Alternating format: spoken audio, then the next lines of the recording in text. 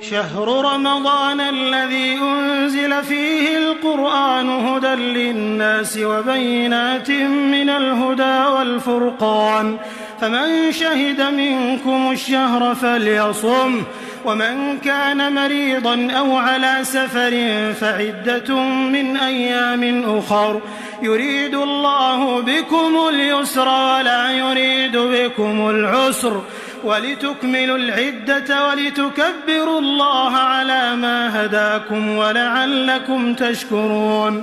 وإذا سألك عبادي عني فإني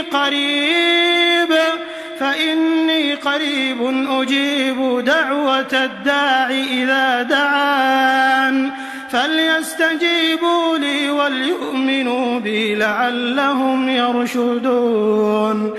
أحل لكم ليلة الصيام الرفث إلى نسائكم هن لباس لكم وأنتم لباس لهن علم الله أنكم كنتم تختانون أنفسكم فتاب عليكم وعفى عنكم فالآن باشروهن وابتغوا ما كتب الله لكم وكلوا واشربوا حتى يتبين لكم الخيط الأبيض من الخيط الأسود من الفجر ثم أتموا الصيام إلى الليل ولا تباشروهن وأنتم عاكفون في المساجد تلك حدود الله فلا تقربوها كذلك يبين الله آياته للناس لعلهم يتقون.